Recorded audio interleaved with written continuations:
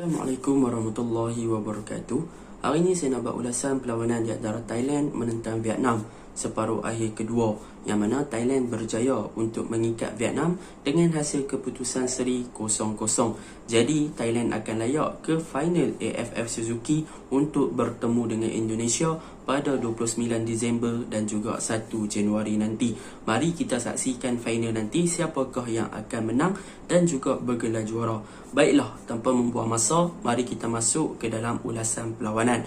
Saya akan mulakan dengan pasukan Thailand. Apakah kunci mereka mampu untuk mengikat pasukan Vietnam yang boleh dikatakan pada awal minit permainan sudah bermain dengan intensiti dan juga tempo yang agak tinggi?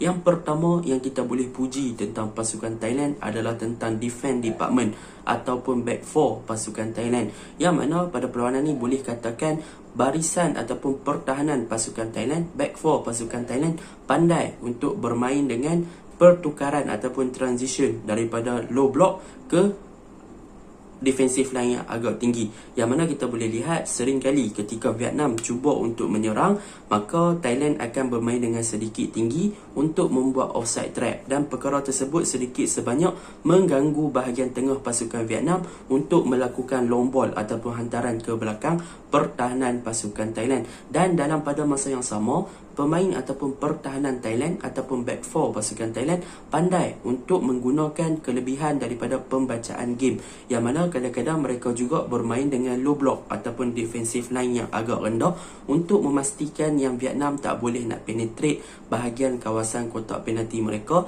dan tak memberi ruang kepada pemain-pemain Vietnam untuk memasuki kawasan kotak penalti mereka. Jadi apa yang boleh saya katakan, back four pasukan Thailand memang sangat-sangat cemerlang dari segi pembacaan game, dan mereka amat berdisiplin daripada segi ketika mereka bertahan, sama ada ketika bermain dengan defensive line yang agak tinggi ataupun ketika mereka merendahkan mereka punya defensive line untuk bermain secara low block. Itu adalah satu perkara yang sangat baguslah untuk barisan pertahanan Thailand, yang mana mereka berbuat begitu adalah untuk absorb ataupun menyerap intensiti yang cuba dan juga tempo tinggi yang cuba dimainkan oleh Vietnam, terutamanya pada separuh masa yang pertama.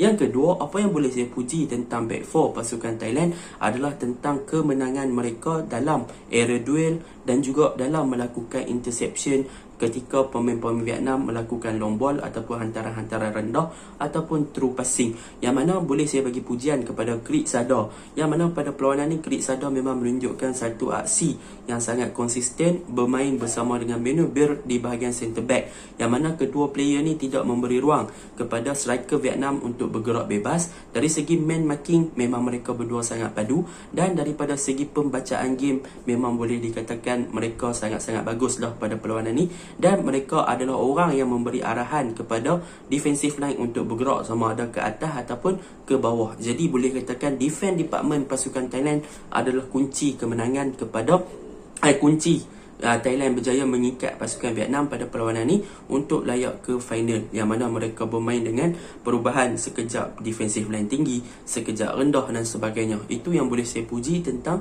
defense department pasukan Thailand. Yang kedua, apa yang boleh saya puji tentang pasukan Thailand adalah mengenai di bahagian tengah, yang mana penlibatan Sarat Shoyan terutamanya di 60 minit permainan, yang mana Sarat Shoyan bermain sebagai defensive midfielder, dan dalam pada masa yang sama beliau beraksi dengan sangat cemerlang.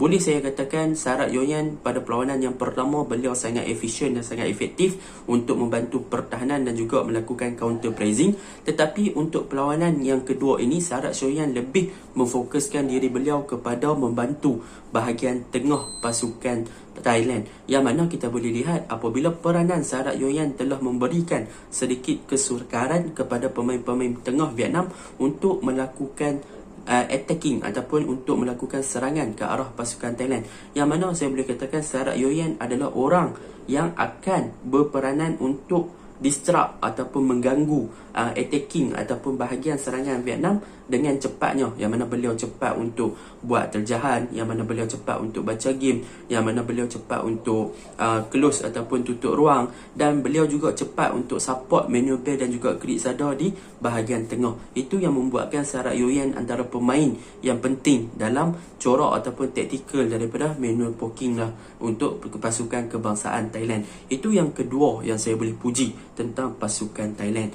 Okey, kita masuk kepada kelemahan pasukan Thailand. Okey, untuk kelemahan pasukan Thailand pada perlawanan ini boleh dikatakan counter pressing, ataupun ketika mereka cuba untuk melakukan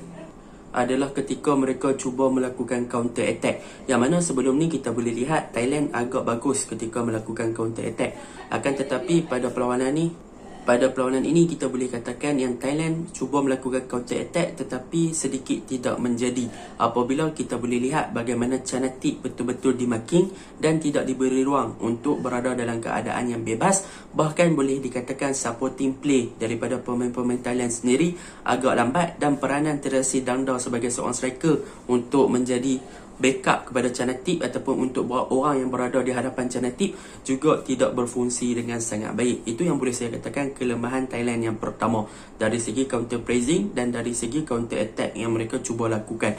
Kemungkinan mereka perlukan player seperti Supachok, dan juga mereka perlukan peranan Chanatik untuk lebih bebas ataupun free roam untuk memastikan yang Chanatik boleh membuat something ataupun sesuatu di bahagian tengah. Itu yang perlu diperbaiki oleh pasukan Thailand. Dan yang kedua, apa yang boleh saya katakan untuk peranan pasukan Thailand adalah ketika mereka cuba untuk build up, yang mana pada perlawanan pertama memang mereka cuba untuk build up di bahagian tengah ataupun bermula daripada bawah tetapi direct melalui middle area. Tetapi pada perlawanan ni boleh dikatakan yang Thailand cuba untuk bermain dengan long ball dan juga terlalu direct, dan permainan tersebut berjaya dibaca oleh pemain-pemain Vietnam, yang mana mereka memang bermain dengan tempo dan intensity yang tinggi. Akan tetapi secara overallnya, apa yang boleh saya katakan, Thailand adalah pasukan yang agak cemerlang pada perlawanan ni. Dari segi taktikal secara bertahan mereka pandai, dan yang paling penting Thailand berjaya untuk absorb ataupun menyerap intensity game yang agak tinggi ataupun tempo perlawanan yang agak tinggi yang cuba dimainkan oleh pemain Vietnam. Sebab apa? Sebab kita tahu Vietnam memang cuba untuk cari gol awal sebab mereka dah ketinggalan 2-0. Okey, itu untuk pasukan Thailand. Marilah kita masuk untuk pasukan Vietnam pula. Apakah kekuatan ataupun apa yang boleh kita puji untuk pasukan Vietnam pada perlawanan ni? Okey, untuk pasukan Vietnam pada perlawanan ni, mereka tahu mereka ketinggalan. Jadi apa yang pertama mereka buat? Yang pertama mereka buat adalah mereka cuba untuk bermain dengan intensity dan juga tempo yang agak tinggi seawal minit yang pertama. Kita boleh lihat apabila Vietnam dapat bola, mereka dengan cepatnya akan bawa bola ke hadapan. Mereka akan cepat untuk transition ataupun untuk ubah transition ataupun untuk ubah switch play dan sebagainya, untuk memastikan yang mereka mampu untuk kekalkan tempo yang agak tinggi untuk mencari gol awal. Akan tetapi sayang, 1000 juta kali sayang, walaupun Vietnam meningkatkan tempo dan juga intensity game, tetapi mereka masih lagi lemah daripada segi finishing, yang mana mereka ada beberapa peluang yang sepatutnya disudahkan, akan tetapi mereka gagal untuk menjaringkan ataupun menyudahkan peluang-peluang tersebut, menyebabkan mereka terpaksa tersingkir di separuh akhir AFF Suzuki pada saingan kali ini. Itu yang menjadi punca lah kepada pasukan Vietnam. Dan yang kedua, apa yang boleh saya puji tentang pasukan Vietnam adalah dari segi man marking, yang mana pada perlawanan ni mereka belajar daripada kesilapan perlawanan yang pertama mereka kalah kepada Thailand, yang mana pada perlawanan ni boleh dikatakan Vietnam memang lebih prepare daripada segi taktikal, yang mana mereka akan memastikan yang pemain di bahagian pertahanan tidak naik terlalu tinggi dan stay di middle area untuk memastikan yang counter attack ataupun counter pressing yang cuba dilakukan oleh Thailand tidak berhasil. Sebab apa? Sebab mereka dah biasa terkena pada perlawanan sebelum ni, yang mana mereka naik terlalu tinggi, tak ada orang jaga Chanatik, dan mereka mudah untuk dibolosi melalui counter attack. Tetapi untuk perlawanan ni memang mereka sedia backline yang agak tinggi, tetapi masih lagi dalam keadaan ataupun dalam kawasan mereka sendiri untuk memastikan yang counter attack Thailand tidak berjaya. Tambahan pula, Vietnam juga mampu untuk buat iaitu man marking dengan sangat baik, yang mana mereka berjaya marking Chanatik, mereka marking Terasi Dangda, dan mereka tak bagi peluang kepada pemain-pemain Thailand untuk melakukan off ball movement ataupun pergerakan dengan bebas di bahagian tengah dan juga bahagian serangan. Tu sebab perlawanan ni berakhir dengan seri satu sama. Jadi kedua-dua pasukan memang hebat dari segi taktikal, dan juga boleh dikatakan kedua-dua pasukan pandai untuk absorb ataupun menyerap tekanan daripada salah satu pasukan lah, yang mana Vietnam bermain dengan tempo tinggi, Thailand boleh absorb. Dan dalam pada masa yang sama, Vietnam pun boleh kawal lagi Thailand punya corak permainan sebab lebih bersedia dari segi taktikal. Secara overallnya, pada perlawanan ni boleh dikatakan Vietnam memang tumpul daripada segi penyudah.